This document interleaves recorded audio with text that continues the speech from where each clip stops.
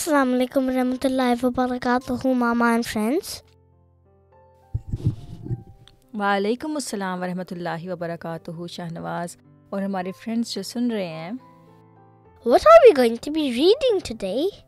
शाहनवाज, जैसा कि आप जानते हैं कि हमने ये किताब सोचने की बातें शुरू की हुई है जिसमें छोटी छोटी कहानियाँ हैं, और आज इसमें से हम एक और कहानी पढ़ेंगे। शुरू करें? हाँ जी। बिस्मिल्लाहिर्रहमानिर्रहीम। अबू हुरैरा और पियो। अबू हुरैरा जो थे ना, वो हज़रत सल्लल्लाहु अलैहि वसल्लम के कंपेनियन थे।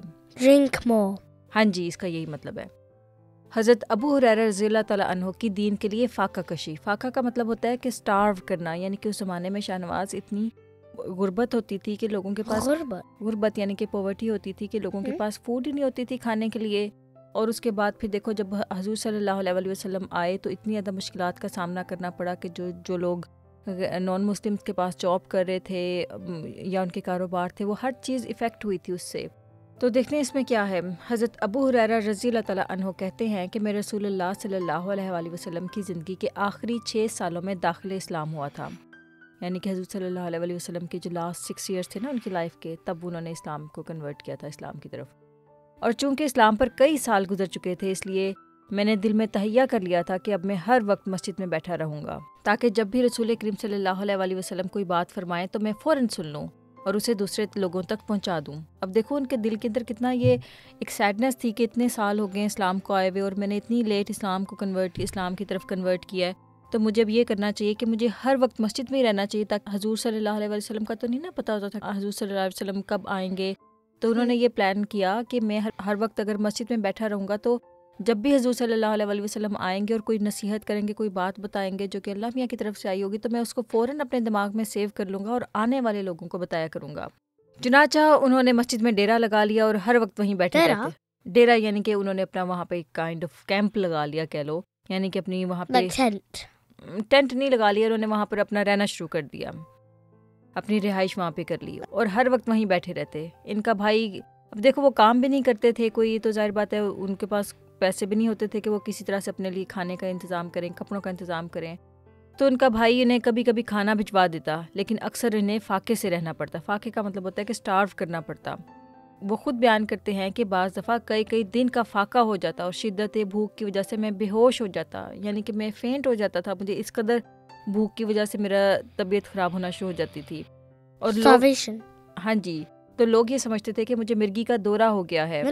मिर्गी एक बीमारी है, तो और वो मेरे सर पर जूतियाँ मारने लग जाते, क्योंकि अरब में इन दिनों मिर्गी का इलाज यही समझा जाता था कि अगर आदमी के सर पर जूतियाँ मारी जाएं तो वो ठीक हो जाएगा।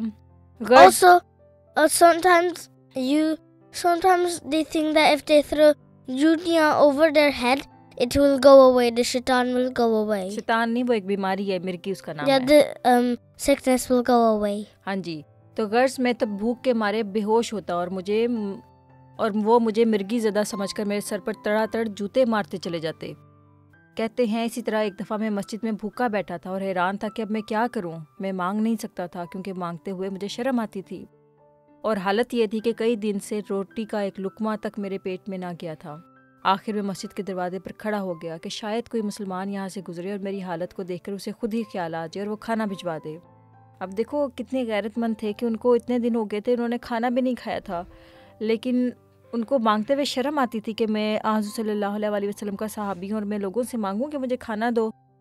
तो उन्होंने क्या किया कि उन्होंने सोचा कि अगर मैं मस्जिद के दरवाजे पर खड़ा हो जाऊँ तो शायद मेरी हालत देखकर, मेरी सेहत देखे, मुझे किसी को मुझ पर रहम आ जाए और मुझे खाना दे दे। इतने में मैंने देखा कि हज़रत अबू बकर रज़ियल्लाहु तआला अन्हु चले आ रहे हैं। हज़रत अबू बकर रज़ियल्लाहु तआला अन्हु जो थे ना, वो फर्स्ट खलीफा थे, और मैंने उनके सामने कुरान करीम की एक आयत पढ़ दी जिसमें भूखों को खाना खिलाने का जिक्र आता है, और मैंने कहा कि इसके मानी क्या है। यानी कि उन्होंने कुरान करीम की एक आयत ढूंढी जिसमें भूखों के बारे में आता है कि भूखे को खाना खिलाना चाहिए। तो हज़रत अबू बकर रज़ियल्लाहु तआला अन्हु ने इस आयत की तफसीर बयान की और चल पड़े। यानी कि हज़रत अबू बकर रज़ियल्लाहु तआला अन्हु उनकी उस हालत को समझ नहीं सके कि ये बेचारा तो खुद भूखे हैं, इसलिए ये भूख वाली आयत का तर्जुमा पूछ रहे हैं। हज़रत अबू हुरैरा रज़ियल्लाहु तआला अन्हु कहते हैं कि मुझे बड़ा गुस्सा आया और मैंने अपने दिल में कहा कि मुझे क्या तफसीर कम आती है, ये मुझे इसकी तफसीर यानी कि ट्रांसलेशन जो उसकी होती है ना, आगे से तशरीह जो होती है कुरान करीम की आयतों की, तो वो तो हज़रत सल्लल्लाहु अलैहि वसल्लम के पास हर वक्त रहते थे, تو اگر انہوں نے قرآن کریم کی آیت کی کوئی تفسیر پوچھنی تھی تو وہ حضور صلی اللہ علیہ وسلم سے پوچھتے نا. And he became angry how he could not translate it. No, he translated it. لیکن وہ اصل میں ہنٹ دے رہے تھے کہ میں بھوکا ہوں, مجھے کھانا کھلاؤ. اچھا, تو انہوں نے اپنے دل میں کہا کہ مجھے کیا تفسیر کم آتی ہے کہ یہ مجھے اس کی تفسیر بتانے لگے ہیں. خیر وہ گئے تو حضرت عمر رضی اللہ تعالیٰ عنہ آ گئے, اور میں نے اپنے دل میں کہا کہ یہ بڑا زیرک انسان ہے, یہ ضرور میرے مقصد کو سمجھ لے گا. چنانچہ میں نے ان کے سامنے بھی قرآن کریم کی وہی آیت پڑھ دی اور کہا کہ اس کے معنی کیا ہیں. انہوں نے بھی اس آیت کی تفسیر کی اور آگے چل پڑے. مجھے پھر غصہ آیا کہ کیا عمر رضی اللہ تعالیٰ عنہ مجھ سے زیادہ قرآن جانتے ہیں. اب دیکھو, وہ حضور صلی اللہ علیہ وسلم کے پاس ہر وقت بیٹھا کرتے تھے, تو جس کی وجہ سے ان کا جو قرآن کریم کا جو نالج تھا وہ زیادہ ہو گیا. تو اب اگر وہ قرآن کریم کی کسی آیت کا ترجمہ پوچھ رہے تھے کسی بڑے بڑے صحابیوں سے, تو اس کا مطلب ہے کہ there is something else, ہے نا, تو اس کو وہ سمجھ نہیں سکے. تو حضرت عمر رضی اللہ تعالیٰ عنہ نے پھر کیا کیا, تو اس کے بعد میں نے تو اس لیے معنی پوچھے تھے کہ انہیں میری حالت کا احساس ہو, مگر یہ ہیں کہ معنی کر کے آگے چل دیے. جب حضرت عمر رضی اللہ تعالیٰ عنہ بھی چلے گئے تو میں سخت حیران ہوا کہ اب میں کیا کروں. اتنے بڑے بڑے صحابہ جو تھے, حضور صلی اللہ علیہ وسلم کے جو قریبی صحابی تھے وہ حضرت عمر, حضرت ابو بکر تھے, اگر ان کو ترجمہ یعنی کہ وہ اس ہنٹ کو نہیں سمجھ سکے تو پھر کسی دوسرے کو کیا سمجھ میں آئے گی. اچھا, تو میں سخت حیران ہوا کہ اب میں کیا کروں. اتنے میں میرے کانوں میں ایک نہایت ہی شیریں آواز آئی. شیریں کا مطلب ہوتا ہے میٹھی, بہت سویٹ آواز آئی. نہایت کا مطلب ہوتا ہے بہت زیادہ. اچھا, آواز آئی کہ ابو ہریرہ کیا بھوک لگی ہے.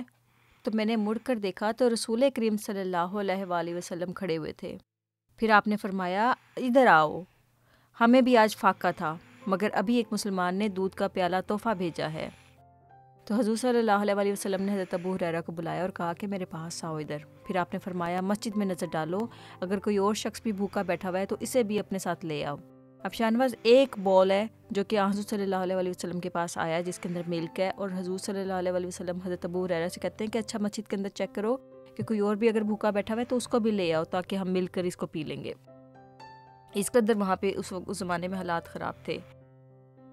حضرت ابو ہریرہ رضی اللہ تعالیٰ عنہ بیان کرتے ہیں کہ میں مسجد میں گیا تو ایک نہ دو بلکہ اکٹھے 6 آدمی میرے ساتھ نکل آئے, یعنی کہ 6 بھوکے لوگ جو تھے وہ وہاں پر. ہاں جی, میں نے اپنے دل میں کہا کہ آج شامت آئی. دودھ کا پیالہ تو مجھے اکیلے کے لیے بھی بمشکل کفایت کرتا, مگر اب تو کچھ بھی نہیں بچے گا. اب دیکھو 6 لوگ ہیں اور ایک بول ہے جس کے اندر ملک ہے, ٹھیک ہے, تو وہ تھوڑا سا ہی دودھ ہوگا نا.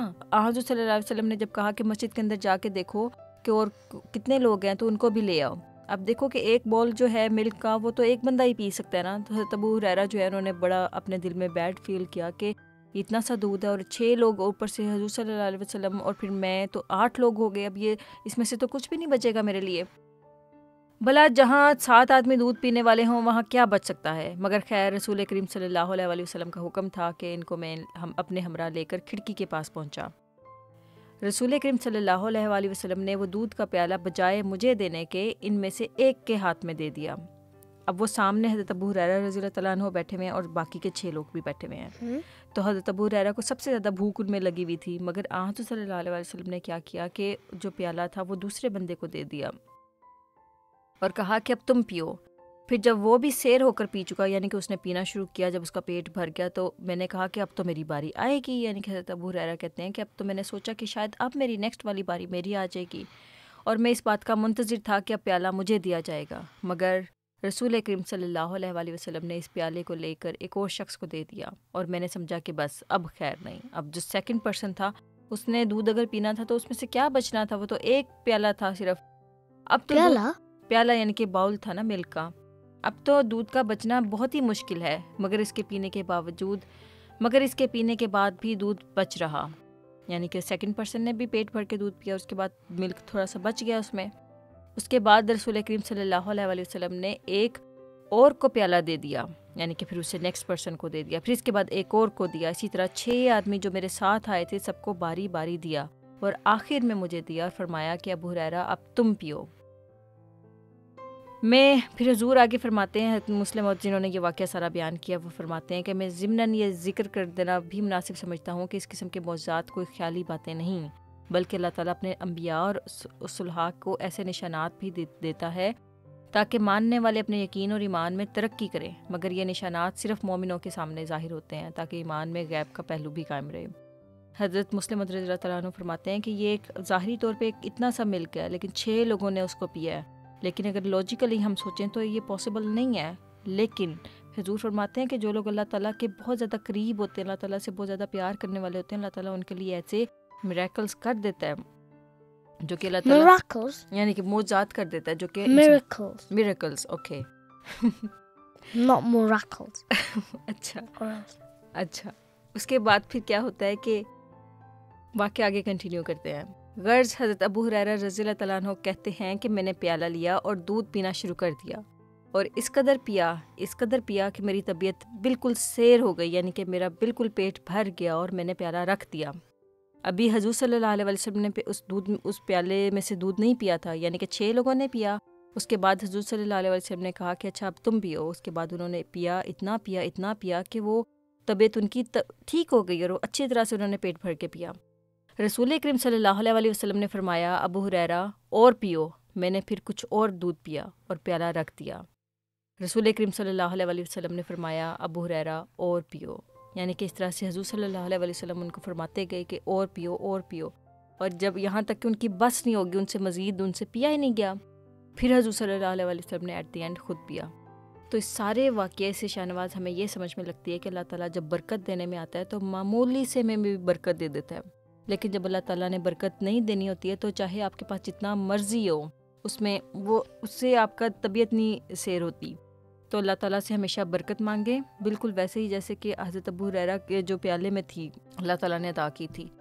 تو ہمیں امید ہے کہ ہمارے دوستوں کو یہ چھوٹی سی واقعہ پسند آیا ہوگا. یہ شاہنواز یہ بہت امپورٹنٹ واقعہ ہے، اس کو ہمیشہ یاد رکھنا. یہ بار بار آپ کو ریپیٹ ہوگا آنے والے سالوں میں، جب آپ دینی کتب پڑھیں گے اس کے اندر یہ ریپیٹ ہوگا. ٹھیک ہے؟ اچھا جی. اوکے پیارے بچوں، اور ہمارے جو دوست سن رہے ہیں انشاءاللہ ہم پھر حاضر ہوں گے، اس کتاب کو مزید کنٹینیو کریں گے. تب تک کے لیے اللہ حافظ. واحد کا ہوں دل دادا اور واحد میرا پیارا ہے،